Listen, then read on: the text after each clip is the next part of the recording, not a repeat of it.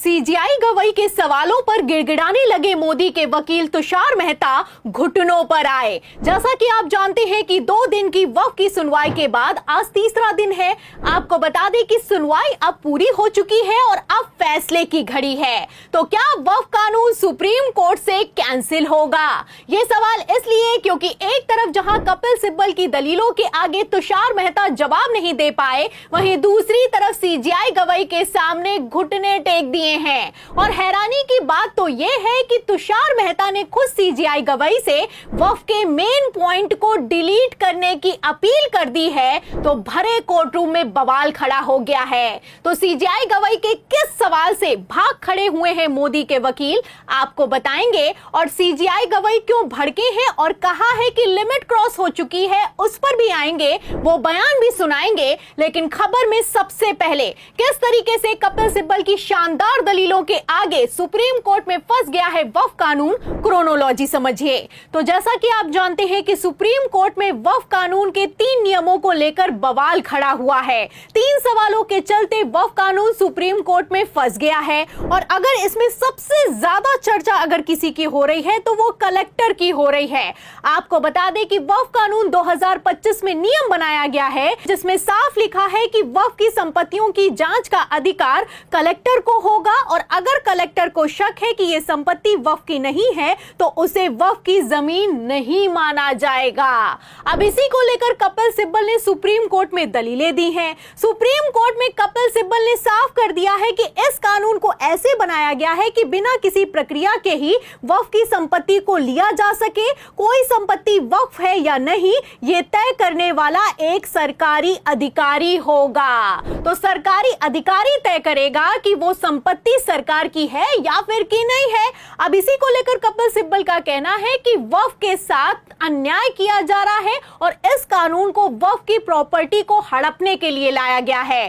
क्योंकि सरकारी अधिकारी जो कि सरकार के अंडर काम करता है, वो कैसे काम करता है और कलेक्टर किस तरीके से सुप्रीम कोर्ट के आदेश की अवहेलना करते हुए बुलडोजर चलाते हैं, आप जानते हैं। जो कलेक्टर बुलडोजर चला सकते हैं, सुप्रीम कोर्ट के आदेश को मानने के लिए तैयार नहीं होते हैं, वो वक्फ की प्रॉपर्टी में किसकी कितनी सुनने वाले हैं, समझने वाले अपने आप में समझते हैं। फिलहाल मैं आपको बता दूं कि कपिल सिब्बल अपनी दलीलें दे चुके हैं और तुषार मेहता अब सुप्रीम कोर्ट में अपने जवाब दाखिल कर रहे हैं। और जवाब दाखिल करते हुए पहले ही जवाब में तुषार मेहता सीजीआई गवई के सामने घुटनों पर आ गए हैं। आपको बता दें कि मोदी के वकील की जवाब देने में हालत खराब हो गई है और तो और भरे कोर्टरूम में खड़े होकर कह दिया है कि अगर कलेक्टर वाले क्लॉज से दिक्कत है तो कलेक्टर वाले क्लॉज को डिलीट किया जा सकता है। मतलब कि आप देख सकते हैं कि लाइव लॉ की खबर में साफ साफ लिखा हुआ है कि तुषार मेहता ने कह दिया है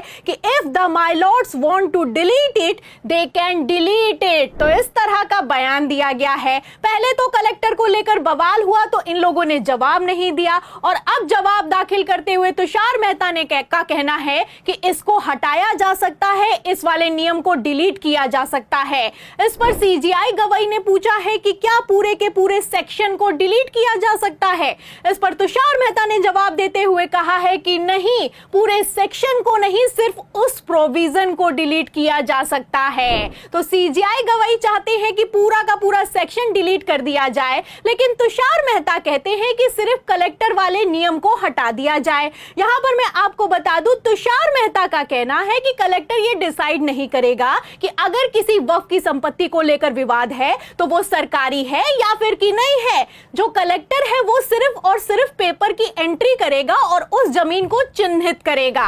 अब इसी पर सीजीआई गवई ने पूछा कि अगर सिर्फ पेपर की एंट्री होने वाली है तो फिर इस सेक्शन का मतलब ही क्या बनता है, कलेक्टर का मतलब ही क्या बनता है। तो तुषार मेहता ने कह दिया है कि यहां पर अगर कलेक्टर को शक है तो कलेक्टर पहले तो पेपर में एंट्री करेगा कि यह संपत्ति विवादित है और उसके बाद हाई कोर्ट में केस लड़ा जाएगा और इस केस के बाद डिसाइड होगा कि वो संपत्ति को सरकारी कब्जे में लिया जाएगा या फिर कि नहीं लिया जाएगा। तो आप समझ सकते हैं कि किस तरीके से तुषार मेहता की हालत खराब हो गई है।